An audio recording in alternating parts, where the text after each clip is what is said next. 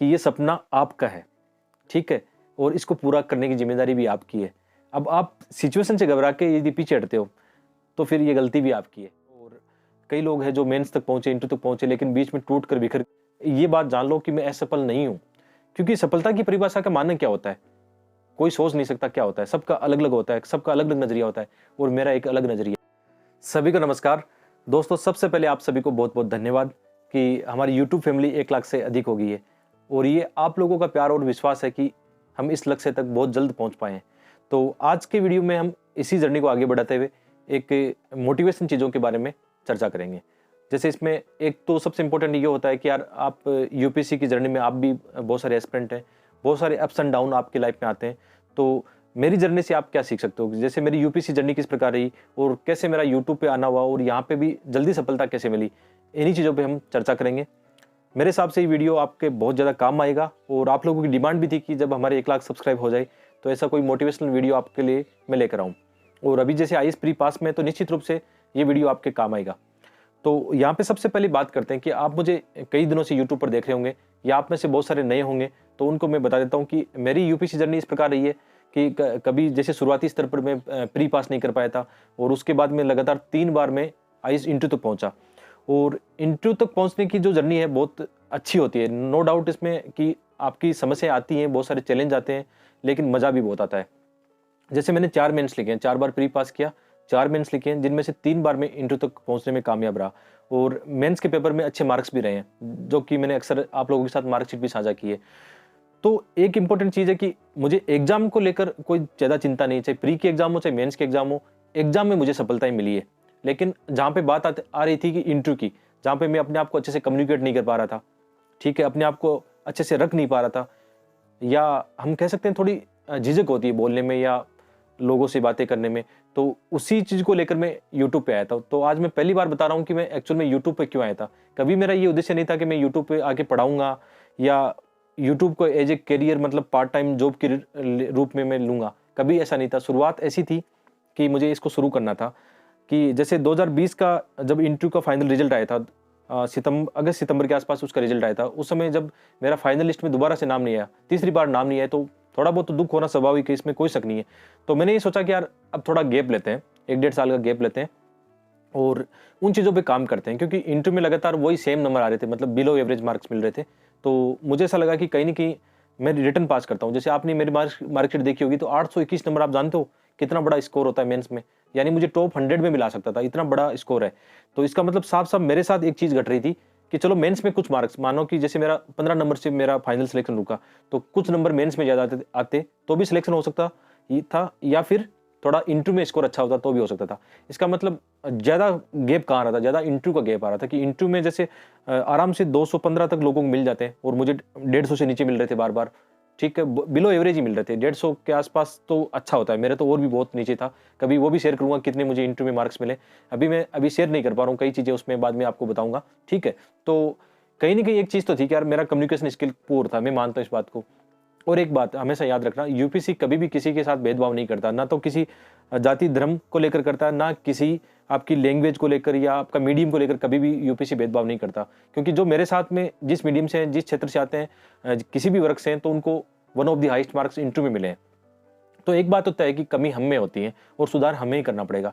तो उसको लेकर फिर मैं यूट्यूब पे आया, और मुझे पता नहीं था कि यहाँ पे यूट्यूब पे इतना जल्दी सक्सेस मुझे मिलने वाली है। और मेरी एक प्रॉब्लम थी, अर्निंग की प्रॉब्लम थी, बहुत बड़ी समस्या होती है स्टूडेंट के साथ में, वो भी जल्द ही से यूट्यूब से सॉल्व हो गई फिर। क्योंकि पहले भी मैं क्या कर रहा था, जब भी मुझे टाइम मिलता था मैं किसी न किसी कोचिंग से जुड़ा हुआ था।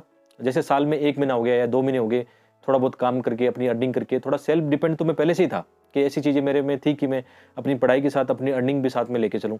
लेकिन अब आप जानते हो कि 30 साल की उम्र तक आते-आते आपकी और भी ज़िम्मेदारियाँ होती है, परिवार की भी ज़िम्मेदारियाँ होती है, परिवार को भी आपको सपोर्ट करना होता है, अपने आप की खुद की पढ़ाई भी आगे जारी रखने के लिए सपोर्ट करना पड़ता है। और सबसे बड़ी बात है, यदि आपकी बार-बार यूपीएससी में असफलताएँ हाथ लगती है, यहाँ तक पहुँचते हो, तो आप जानते हो समाज का प्रेशर भी कैसा होता है कि यार आप तो ऐसे ही यूपीएससी आपको बेरोज़गार बना देगा। लेकिन दोस्तों ऐसा नहीं है। मैंने हमेशा एक चीज़ सीखी है कि यार चाहे कुछ भी हो जाए, चीज़ों से घबराना नहीं है। चाहे हम एग्ज़ाम को बार-बार फेल हो रहे हैं या अंतिम सफलता हमें नहीं मिल पा रही है, कभी घबराना नहीं है। मैं एक चीज़ हमेशा बोलता हूँ, दोबारा बोलूँगा कि ये सपना आपका है, ठीक है? और इसको पूरा करने की ज़िम्मेदारी भी आपकी है। अब आप सिचुएशन से घबरा के यदि पीछे हटते हो, तो फिर ये गलती भी आपकी है। और ऐसा मेरे साथ होता है कि जैसे मैं अपने आप के साथ महसूस करता हूँ कि यार वास्तव में ये सपना मेरा है और मुझे ही पूरा करना है इसको, है ना। और तभी तो यहाँ तक मतलब आप जानते हो, लोग मैंने ऐसे अक्सर देखे हैं इस जर्नी के दौरान, जो मेरे दोस्त मेरे साथ तैयारी कर रहे थे, तो कई लोगों तो ऐसे उनमें से कि उनका किसी भी अटेम्प्ट में प्री भी पास नहीं कर पाए, और कई लोग हैं जो मेंस तक पहुंचे, इंटरव्यू तक पहुंचे, लेकिन बीच में टूट कर बिखर गए और अपना जो मेन टारगेट था छोड़ दिया उन्होंने, या किसी अदर सेक्टर में चले गए। लेकिन मेरा तो हमेशा ऐसा था कि यार जब मैंने 21-22 की उम्र में अपनी तैयारी शुरू की थी, आप मान सकते हो 2012 में मेरा पहला अटेम्प्ट था, तो उसी समय ये सोच लिया था कि यार इस फील्ड में जाना है।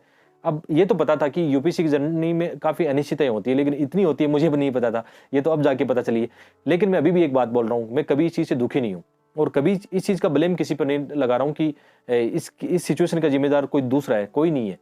और ये भी एक बात कह रहा हूँ कि असफल मैं नहीं हूँ। ये बात जान लो कि मैं असफल नहीं हूँ, क्योंकि सफलता की परिभाषा का मानना क्या होता है, कोई सोच नहीं सकता क्या होता है। सबका अलग-अलग होता है, सबका अलग-अलग नज़रिया होता है, और मेरा एक अलग नज़रिया है कि आज जहाँ पे मैं हूँ, सफल हूँ। हमेशा से मैंने ये माना कि मैं सफल हूँ, मैं कभी भी फेल नहीं हूँ, कभी ना इस बात को मानूँगा कि मैं असफल हूँ। यार ये तो जीवन के एक पार्ट है, ये तो एक एग्जाम है। चलो यहाँ पे हमें जल्दी जल्दी सफलता मिलती तो हम अच्छी जगह जाके लोक सेवा करते, लेट मिल रही है तो भी हमें सेवा करनी है, और अभी भी हम सेवा कर ही रहे हैं ना, कि मैं आप लोगों की मदद कर रहा हूँ, एक पब्लिक सर्विस तो मैं कर ही रहा हूँ। और रही बात, एक एक समाज का नजरिया होता है कि आप पैसा कमाते हो, कितना कमाते हो, एक समाज का भी नजरिया रहता है कि आपकी अर्निंग कैसी है। तो हम किसी से कम नहीं है, अर्निंग बहुत शानदार है। और यूट्यूब से और जो भी मैं काम करता हूँ यार, एफर्ट लगाता हूँ, ऐसी बात नहीं कि ऐसे ही फ्री में आपको अर्निंग होने लग जाएगी, नहीं होती है, आपको टाइम देना पड़ता है किसी भी चीज़ में। तो आप लोग को अपनी स्टूडेंट लाइफ के साथ आपको अर्निंग करनी हो, तो मैंने कितनी बार आप लोगों के लिए बताया है कि आप ऐसे वीडियो बना सकते हो, कुछ भी कर सकते हो। और सबसे इंपॉर्टेंट आती है आपकी लाइफ में अपने आप को मोटिवेशन रखना।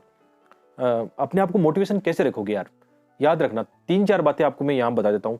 एक तो ये है कि यार अपनी लाइफ को हमेशा ऐसे बोरिंग तरीके से मत जीना, अपनी खुशियों को हमेशा प्राथमिकता देना। चाहे आप जैसे वीकेंड में आप अपने टाइम निकालते हो, अपने परिवार के साथ बिताते हो, एक चीज़ है परिवार से हमेशा कनेक्ट रहना। जैसे आप लोग दिल्ली में रहते हो, तो ऐसा नहीं कि आप परिवार से कट जाओ ना, अपनी फैमिली से हमेशा बात करते रहो, हमेशा बात करो, कोई इशू नहीं इसमें। एक दूसरी बात, हमेशा मोटिवेशन के लिए आपको योगा और मेडिटेशन करना बहुत ज़रूरी है। जैसे आप मैं जानता हूँ कि जैसे हम दिल्ली में रहते थे काफ़ी दोस्त, तो हम वहाँ पे हमने एक ग्रुप बनाया था दोस्तों, काफ़ी उसमें से काफ़ी दोस्त है जो अभी मेरे यूट्यूब पे भी आते हैं, आइस बन भी चुके हैं उनमें से काफ़ी। ठीक है, तो हमने एक ग्रुप बनाया, तो हम क्रिकेट खेलते थे वहाँ मुखर्जी नगर में, क्रिकेट खेलते थे या बैडमिंटन के लिए समय निकालते थे। ठीक है, ये हमने हमेशा रखा, मज़ा आता था कि यार वहाँ की लाइफ बोरिंग है, बहुत बोरिंग है, इन्वायरमेंट वैसा है कि आप बहुत जल्दी दुखी हो जाओगे। तो आपको कंटिन्यू आगे बढ़ना है और अपने आप को हमेशा मोटिवेट रखना है। तो ये 2-4 चीज़ें कर लो, योगा, मेडिटेशन और खेलना। और वीकेंड में एक ऐसा रख सकते हो, वीकेंड में एक ऐसी चीज़ रखो जैसे आपको किताबें पढ़ने का शौक हो। ये बहुत अच्छी बात है कि आपको जैसे नोवेल पढ़ने का शौक हो या नॉन फिक्शन आपको लिटरेचर पढ़ने का शौक हो। तो आपको मैं एक अच्छी चीज़ बता रहा हूँ कि जैसे आप किताबें नहीं पढ़ सकते, टाइम नहीं है हमारे पास, है ना? तो यहाँ पे आप साइड में देखना, कुकू एफएम के बारे में आपने सुना होगा। जैसे मैं अभी भी सुनता हूँ।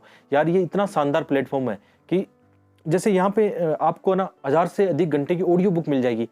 जैसे मैं अभी जेआरडी टाटा की एक ऑडियो बुक है वो सुन रहा हूँ, बहुत मज़ा आता है। और इसमें सबसे बड़ी बात क्या होती है, हमारा टाइम खराब नहीं होता। जैसे आप नेटफ्लिक्स, अमेज़न पे जाते हो, आपका इतना टाइम खराब होता है कि वेब सीरीज़ के चक्कर में पड़ के आपके 2-4 दिन चले गए। लेकिन यहाँ नहीं, यहाँ मैनेज कर सकते हो अपने आपको। यहाँ पे इंडिया की जो रीजनल लैंग्वेज है, हिंदी से लेकर बहुत सारी लैंग्वेज में आपको अच्छी ऑडियो बुक मिल जाएगी। और सबसे बड़ी बात है, ये ऐप जो है ना मेड इन इंडिया है, और इसको रेटिंग जो है 4.5 स्टार की रेटिंग मिली हुई है। आप समझ सकते हो ना कितना इसका महत्व है।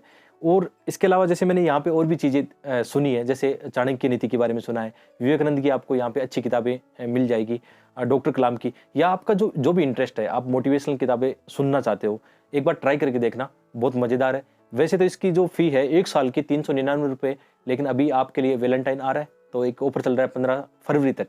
तो आप क्या करोगे, एक कोड आपको मैं दे रहा हूँ, ठीक है, इस कोड का इस्तेमाल करना, तो आपकी जो इसका 1 साल का प्राइस पड़ेगा आपको 199 में।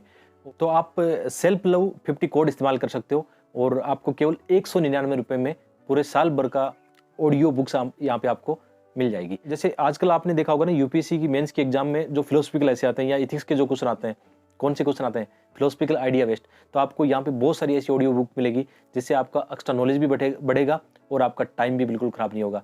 तो यदि आप इसको ज्वाइन करना चाहते हो, देखना चाहते हो, तो वीडियो के डिस्क्रिप्शन में आपको लिंक और कूपन कोड दोनों मिल जाएगा। बिल्कुल आप, मेरा एक रिकमेंडेशन आपके लिए, बिल्कुल इसको देखना यार। मैं बहुत कम चीज़ों को आपको रिकमेंड करता हूँ, इनमें से एक है कुकू एफएम, बहुत मज़ेदार है, मैं भी इसको यूज़ में लेता हूँ, आप भी लीजिए।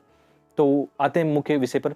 तो हम बात कर रहे थे कि यार इस जर्नी के दौरान हमेशा मोटिवेशन रखना बहुत ज़रूरी हो जाता है। तो ये चीज़ें मैंने आपके साथ शेयर की कि मैं भी लगातार ऐसी चीज़ें करता रहूँ। वीकेंड में टाइम निकाल के चाहे ऑडियो बुक सुनना हो गया या अच्छी कोई बुक, मोटिवेशनल बुक हो वो पढ़ लेता हूँ, या कभी-कभी अच्छी मूवी देखने का मूड हो तो वो भी देख सकते हैं।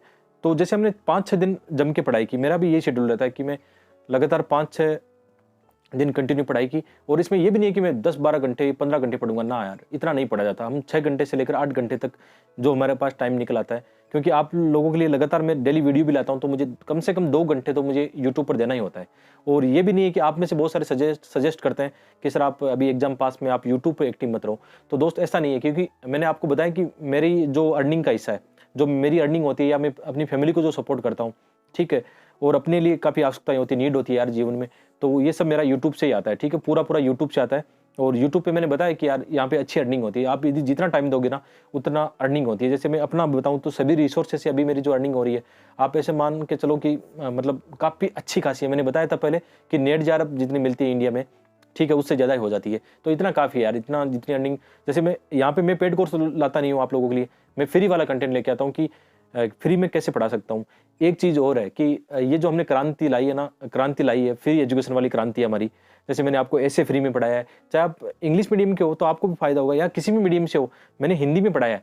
लेकिन आप यदि इस चीज़ को समझते हो, क्योंकि यार ऐसे में मेरे 157 मार्क्स हैं, एथिक्स में 126 मार्क्स हैं, तो यदि आप इन लेसन को देखते हो और पूरा सिलेबस पढ़ाया है मैंने, तो आप में से जिसको पता नहीं प्लेलिस्ट पे जाना, ज्योग्राफी की एनसीईआरटी 6 से लेकर 12 तक मैंने पढ़ाई है। 12 के कुछ चैप्टर पढ़ाए हैं, बाकी 6 से लेकर 11 तक पूरी पढ़ाई है। ये एनसीईआरटी आप कहीं भी देखोगे पेड कोर्स में तो 4-5 हज़ार रुपये लोग लेते हैं, बिल्कुल फ्री में आप लोगों के लिए। और आने वाला वक्त ऐसा होगा बिल्कुल फ्री में होगा। आपने एक चीज़ देखी कि जो मैंने आजकल मैं हिस्ट्री पढ़ रहा हूँ, तो हिस्ट्री के नोट्स मैंने टेलीग्राम पे बना के भेज दिए हैं आप लोगों की गाइडलाइन की। हिंदू के नोट्स मैं आपको भेज रहा हूँ। तो ये चीज़ें यार कि यहाँ पे आने का मुख्य मकसद मेरा यूट्यूब पर, पहले तो मैंने बताया ना कि कम्युनिकेशन स्किल को सुधारने का था, लेकिन समय के साथ में ये एक मेरा आय का ज़रिया भी बन गया।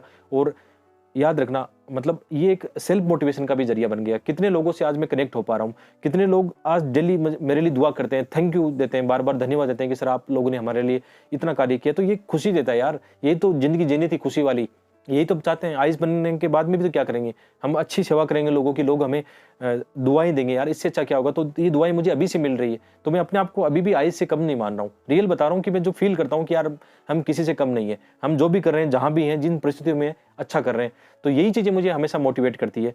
और आपको भी कोई ना कोई ऐसी चीज़ होगी जो मोटिवेट करती होगी। कभी घबराना मत यार। लोग आपको बोलेंगे, यूपीएससी की जर्नी में थोड़ा टाइम लगता है, फर्स्ट चांस में कम बनते हैं, सेकंड में भी कम बनते हैं, लेकिन थर्ड, फोर्थ, 5 में मैंने देखे, मेरे दोस्तों का भी मैंने एक रेंज देखी है जो टॉप 10 में, टॉप 50 में भी आए हैं। तो टाइम सबको लगता है यार, यहाँ पे कोई ऐसा जीनियस नहीं है कि आया निकाल के ले गया। जो पहले रैंक, जो फर्स्ट अटेम्प्ट में निकालते हैं, वो अपनी तैयारी पहले शुरू करते हैं, 3-4 साल लगाते हैं उस चीज़ में। तो ऐसा कोई नहीं है कि 2-4 महीने में आया, 5 महीने में आया, आके बन गया, फर्स्ट रैंक ले गया या फर्स्ट चांस में ले गया, ऐसा कुछ नहीं है। सब अपना टाइम देते हैं, डेडिकेशन लगाते हैं और उनको जल्दी सफलताएं मिलती है। तो आप भी चाहते हो कि जल्दी आपको सफलताएं मिलें, तो आप डेडिकेशन दिखा दो। और डेडिकेशन दिखाओगे, पेशेंस रखोगे, लगातार मेहनत करोगे और हमेशा अपने आप को मोटिवेट रखोगे, तो ये सफलता आपके लिए भी जल्दी हो जाएगी। तो ये चीज़ें यार, इंपॉर्टेंट चीज़ें यही है। और जैसे मैं अपना बता रहा हूँ कि जैसे मैं बार बार इंटरव्यू तक पहुँचता हूँ, तो ये मोटिवेशन का रास्ता तो अपने आप ही होता है, ठीक है।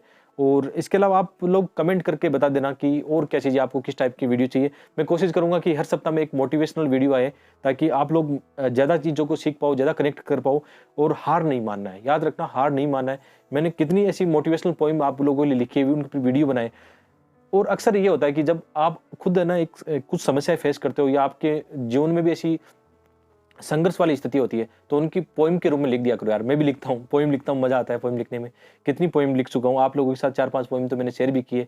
और ये चीज़ें होती है यार जो आपको धीरे धीरे आगे बढ़ाती है। और कभी भी मत समझना कि कई बार ये होता है कि आप में से बहुत सारे एस्पिरेंट्स हैं जो जिनके अटेम्प्ट भी खत्म हो गए, तो यार यूपीएससी को सब कुछ मत मानो। ये एक बात ध्यान रखना, जीवन का एक केवल एक पार्ट है, ये हिस्सा है जीवन का, ठीक है। सिविल सर्विसेज एग्जाम केवल एक हिस्सा है, इसको सब कुछ मत मानो। इस जहां में और कुछ भी करने को बहुत कुछ है। कि खुशी के मानक हमेशा आपके नजरिए के हिसाब से होना चाहिए। तो मेरी तो अभी चलो आप लोगों के साथ जर्नी बाकी है, 2 अटेम्प्ट बाकी है, तो ईमानदारी से दूंगा। ऐसी बात नहीं है कि मैं या यूट्यूब पे आके केवल यूट्यूब का हो जाऊंगा, ऐसा नहीं है। मेरी तैयारी बहुत अच्छी चल रही है, मुझे ऐसा विश्वास है कि सब कुछ अच्छा होगा। बाकी तो चलो आगे परिस्थितियाँ कैसी होगी पता नहीं, लेकिन फिलहाल आज का दिन ये है कि अच्छी तैयारी अभी चल रही है। यूपीएससी प्री 2022 को ध्यान में रखकर इसी के अकॉर्डिंग मैं पढ़ने जा रहा हूँ, ठीक है। तो आप कमेंट करके बताना आपको ये वीडियो कैसा लगा, और मिलते हैं एक अच्छे वीडियो में।